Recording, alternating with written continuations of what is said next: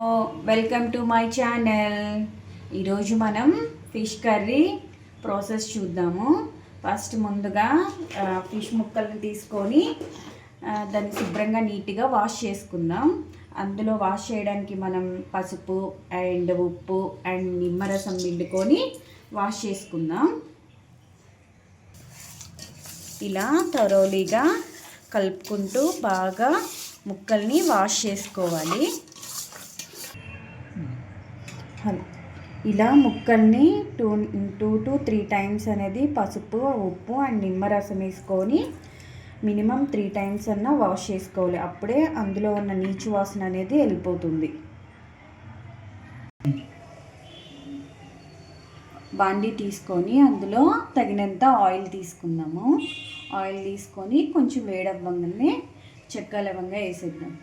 First నేను చెక్క లవంగా వేసేస్తున్నాను. ఆఫ్టర్ ఈ చెక్క లవంగా కొంచెం లైట్గా ఫ్రై అయిన తర్వాత మనం ఆనియన్ పేస్ట్ అనేది వేసుకుందాము.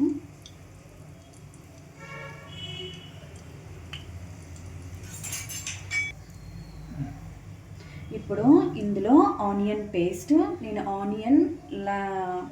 గ్రైండ్ చేసుకున్నాను.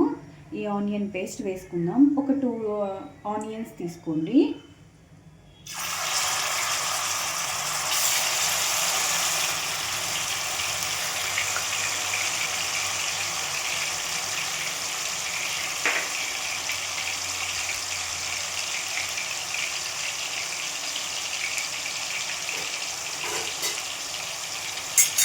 అలాగే ఈ ఆనియన్ లైట్ బ్రౌన్ కలర్ వచ్చేంత వరకు వేయించుకోవాలి.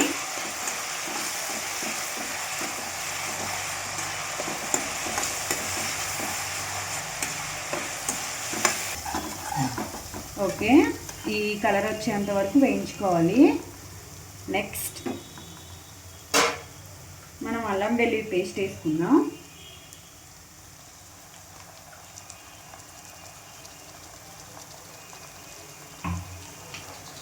దీనిలో పచ్చివాసన అంతా పోయే వరకు వేయించేసుకుందాం. పచ్చివాసన అంతా పోయే వరకు ఫ్రై చేద్దాం.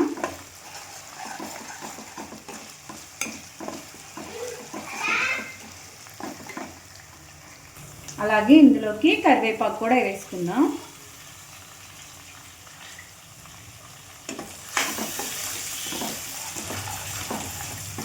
కొంచెం సిమ్లో పెట్టుకుందాం.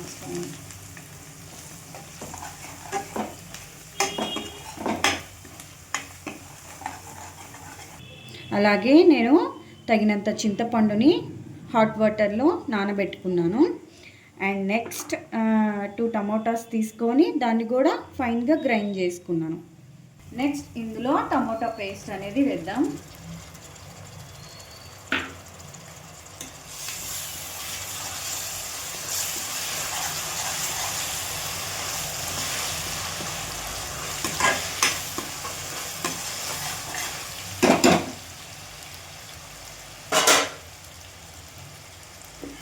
అలాగే ఇందులో తగినంత పసుపు వేద్దాము.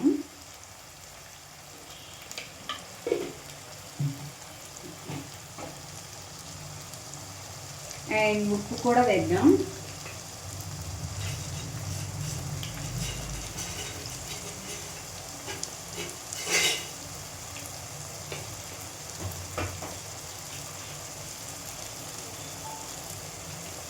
చేపల పులుసుకి అండ్ ఉప్పు కారం అనేది ఎక్కువగానే పడుతుంది.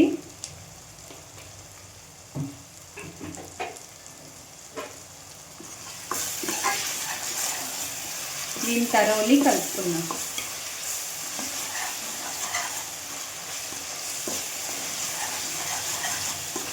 అండ్ ఆ టమాటోలో ఉన్న పచ్చివాసన అంతా కూడా వెళ్ళిపోవాలి. అప్పటి వరకు దీన్ని ఫ్రై చేద్దాం.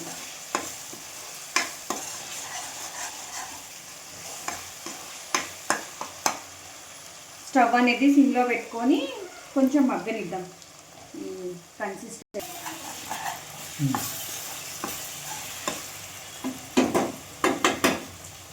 ఇందులో తగినంత కారం వేసుకుందాం.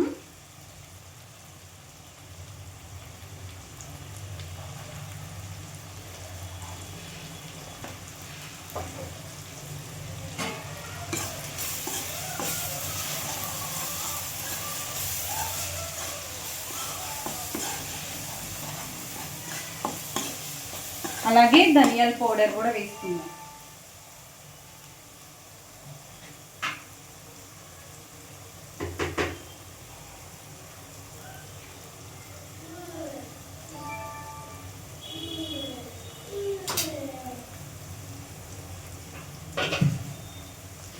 నెక్స్ట్ ఇప్పుడు మంచిగా ఆ మిశ్రమం అంతా కలిసేలాగా కలుపుకుందాం.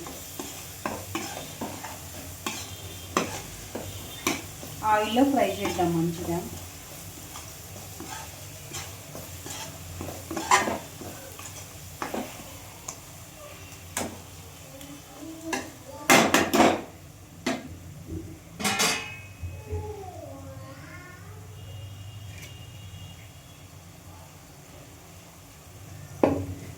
ఇప్పుడు నీట్గా వాష్ చేసుకున్న ఫిష్ ముక్కల్ని ఈ మిశ్రమంలో వేద్దాం.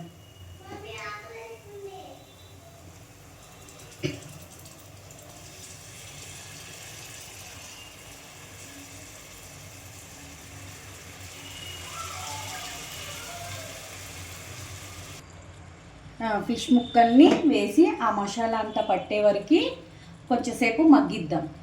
తర్వాత మనం ఏదైతే నానబెట్టుకున్నామో చింతపండు పులుసు దీంట్లో వేసేద్దాం. ఇప్పుడు చింతపండు పులుసు పోద్దాము. తగినంత చింతపండు పులుసు పోద్దాము. మీకు ఒకవేళ పులుపు ఎక్కువ కావాలంటే ఎక్కువ తీసుకోండి చింతపండు పులుసు అనేది.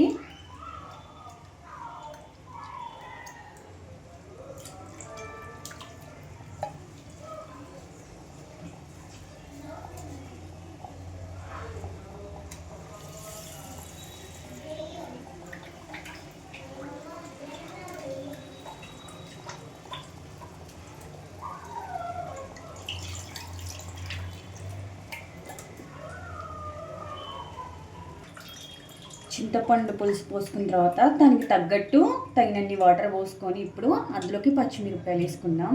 ఇలా పచ్చిమిర్చి వేసుకుంటేనే చేపల పులుసులో చాలా టేస్టీగా ఉంటుందన్నమాట. తర్వాత తగినంత కొత్తిమీర వేద్దాం. ఇప్పుడు చాలా కేర్ఫుల్గా కలుపుకోవాలన్నమాట. మనం ఫ్రైని కలిపినట్టు కలిపితే ముక్కలు అనేది విరిగిపోతాయి. సో చాలా కేర్ఫుల్గా కలుపుకోవాలి.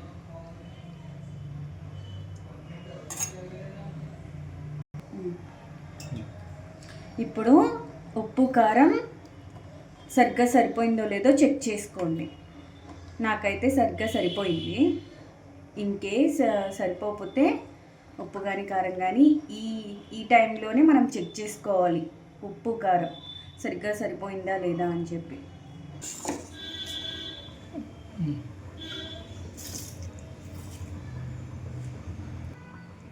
ఇప్పుడు మనం పులుసు ఉడికే లోపల దానికి కావాల్సిన మసాలా ప్రిపేర్ చేసుకుందాం.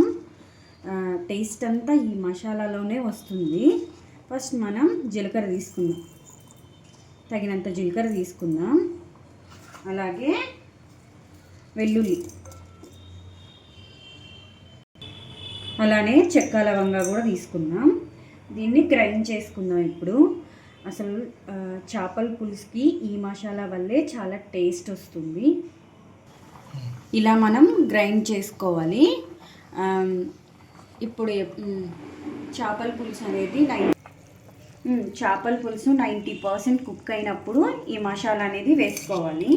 ఏదైతే మనం ఇందాక ప్రిపేర్ చేసుకున్నాం కదా ఫిష్ మసాలా అనేది వేసుకొని దాన్ని తరోలీగా కలుపుకోవాలి. ఇలా మసాలా వేసిన తర్వాత ఇంకొంచెం సేపు కుక్ చేద్దాము ఈ పులుసుని అనేది. ఆ మసాలా అంతా ముక్కలకి అనేది పట్టాలన్నమాట. అప్పుడే ఆ టేస్ట్ అనేది చాలా బాగుంటుంది. వాసన కూడా చాలా కమ్మగా వస్తుందన్నమాట. ఆల్మోస్ట్ ఫిష్ అనేది కంప్లీట్ అయిపోయింది ఉడకడం. ఇంకొక 5 to 10 minutes ఉడికిద్దాం. తర్వాత స్టవ్ బంద్ చేద్దాం. పులుసు అనేది ఈ కన్సిస్టెన్సీ వచ్చేంత వరకు ఉడికించుకోవాలి. ఆల్మోస్ట్ అయిపోయింది 99%. ఇంకా కొత్తిమీర వేసుకొని సర్వ్ చేసుకోవడమే. ఇంకా తిక్కు కావాలనుకుంటే ఇంకొంచెం సేపు మరిగించుకోవచ్చు. కానీ పులుసు అనేది ఇలా ఉంటేనే చాలా టేస్ట్గా ఉంటుందన్నమాట. ఎంతో ఎమ్మీగా ఉండే చేపల పులుసు రెడీ అయిపోయింది. చాలా టేస్టీగా ఉందండి. మీకు కనుక ఈ ప్రాసెస్ నచ్చితే ఒక చిన్న లైక్ అండ్ సబ్స్క్రైబ్ చేసుకోండి. Thank you.